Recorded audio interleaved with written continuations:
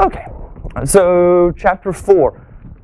We'll be doing just a little bit of anaphysology, and then we'll get into the actual drugs, and that's really what I want to spend most of the time on. But I'm going to do just a little bit of review on the A and P, and I do mean just a little bit of review. I'm not going to spend a lot of time going over this. But we'll be talking about the nervous system, we'll be talking about the central nervous system, and then we'll be talking about different chemicals used, and that's going to be the neurotransmitters. That's where we want to focus our time on. But nervous system is composed of the brain, spinal cord, nerves, right? So probably learn this in terminology. So this is where one big thing about terminology, someone had a question about that. You do learn some A and P in terminology, and that will help you in here because you don't have A and P. There's two divisions, the central nervous system and the peripheral nervous system. And what we'll be focusing on primarily is going to be the central nervous system. You can abbreviate both of these. You can abbreviate central nervous system as CNS and the peripheral nervous system as PNS. That is acceptable abbreviations. So if I ask you something about what is this brain and spinal cord, which system does that fall under, you can simply put CNS. And we'll be talking about drugs that affect the CNS, and we're talking about the central nervous system. So that is acceptable abbreviations. What is the central nervous system? What is it composed of? Two things. One, brain and spinal cord in the central nervous system. Brain, spinal cord. And again, what we'll be focusing on primarily is the brain. But the CNS, two things, brain, spinal cord. Everybody with me? Okay. There's the brain, there's the spinal cord.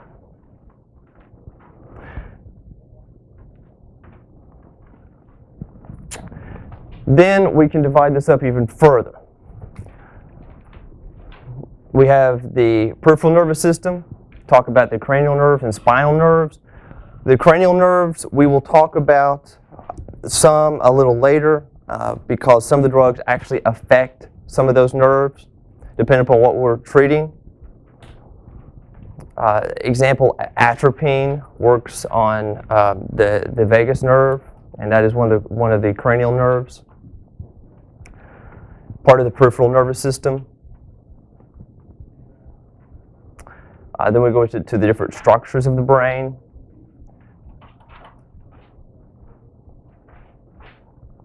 A couple of the important structures that I want to discuss. The cerebrum is a large part of the brain. Let me see if there's there is a chart in your book if you want to follow along as well.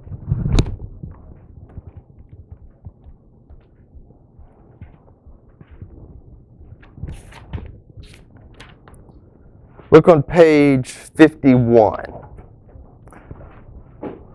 So I would leave this page open as we go along, as we go through this and discuss it, everything. Diencephalon, brainstem, cerebellum. I want to talk about the brainstem, to show you where the brainstem is. If you look on your chart, you'll see on A, very top, you'll see the brainstem. And the brainstem consists of three things. What are those three things? Midbrain, pons, and the medulla oblongata. So those are the three things that the brainstem consists of. You can actually, you would not have a quality life, but just to sustain life, you just need a brainstem to be a vegetable. I won't ask you that, but just we'll be discussing that, or someone will be discussing that law and ethics. So, okay, a couple things here. I want to mention a diencephalon. Let's take a look at where that is. If you look on the, that looks like a little purple area, sort of in the middle. And that is where appetite, temperature, fluid levels, hormones, your circadian rhythm, all that is going to derive from. Your survival of life that I had mentioned before is the brainstem. What's listed up here is vital signs. Your cerebellum. So that's right below the occipital lobe. If you look if you look to the right of the brainstem, you'll see that. Looks like a little cauliflower or cabbage or something. Yeah. Okay, moving on.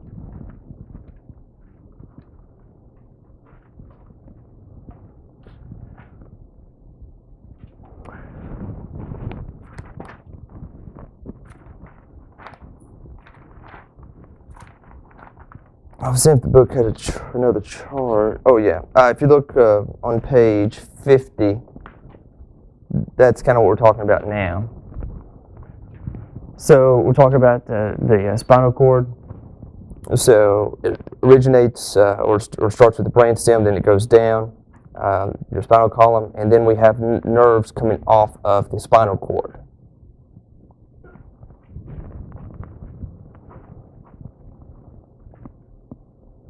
And the function of the spinal cord, it's the pathway for nerves. So when that nerve impulse starts, then it just falls down the nerve. Also the reflex center. So if you touch the stove and it's hot, you remove your hand most of the time. Some more structures. Let's see, I saw a picture over here. Page 53 goes into some detail of the neuron.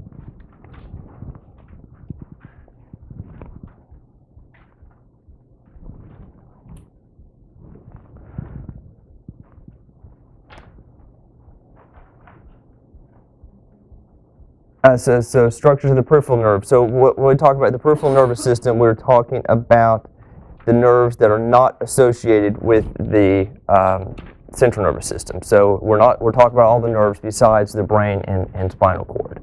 So all the other nerves. That includes the cranial nerves, which is going to be important a little later, and the motor nerves, sensory nerves, spinal nerves, etc.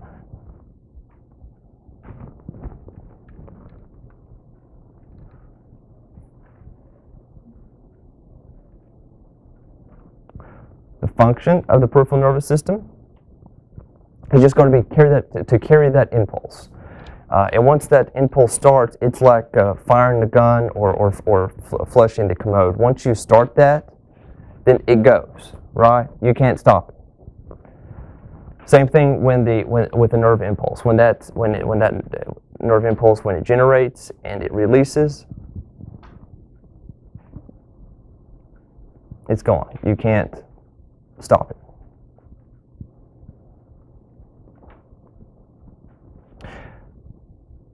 Sensory nerves, this is when you feel something, something's hot, or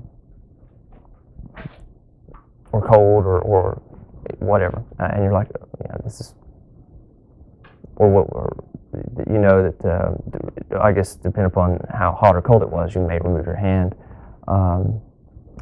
And then our motor nerves, this is to move the skeletal muscle, so telling us to move our hand or leg or whatever. Just communication.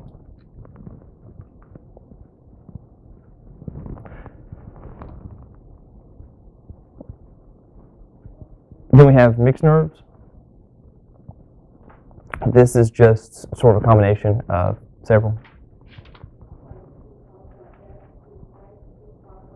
Then we have our cranial nerves, and then your spinal nerves. Little picture. I discussed it in the book. Also, you have the worksheet to do. Neurotransmitters. Now, this is when the fun begins.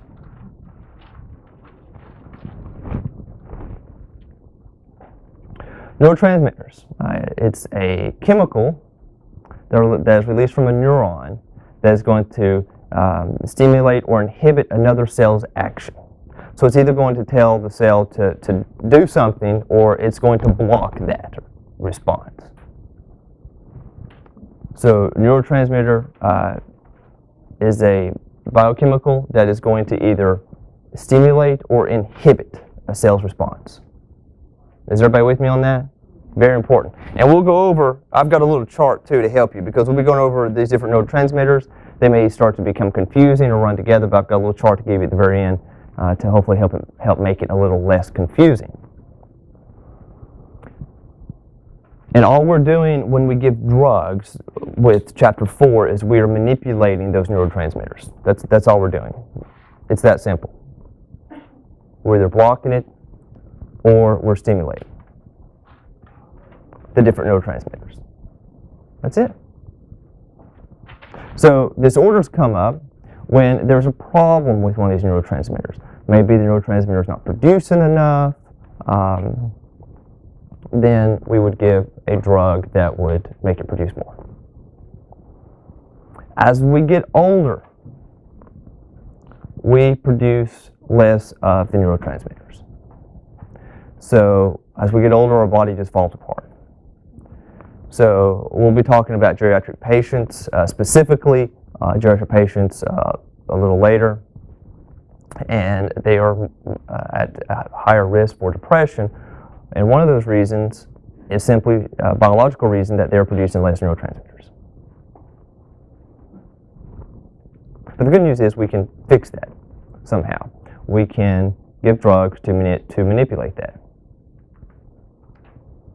And I'm not sure why there is a picture neuron here. That should have been up a couple slides before.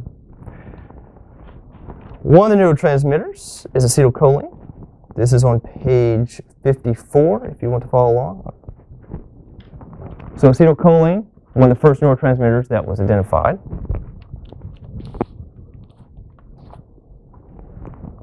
And you can also abbreviate acetylcholine as ACH. ACH. ACH.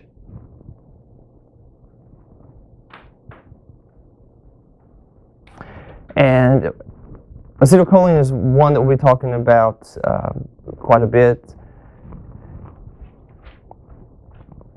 It plays a major role in learning, memory functions, motor control. And acetylcholine is also one of the ones that will affect Alzheimer's disease.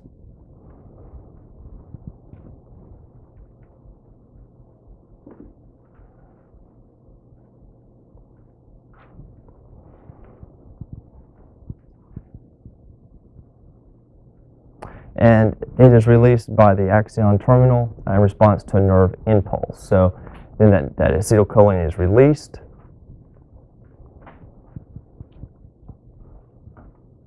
And again, you can abbreviate acetylcholine as ACH. How's everybody doing? Okay. Next neurotransmitter, dopamine. Y'all don't seem very excited about dopamine. Dopamine is one of my favorite neurotransmitters. And dopamine does a lot of different things. Dopamine is one of the neurotransmitters that we'll talk about that will affect Parkinson's disease if you do not have enough of that particular neurotransmitter. If you have too much dopamine, then you could potentially start, depending upon if you're treating a patient with Parkinson's and perhaps you were over-treating that patient, may develop some signs and symptoms of schizophrenia, or on the flip side of that, schizophrenia is the production or too much production of dopamine.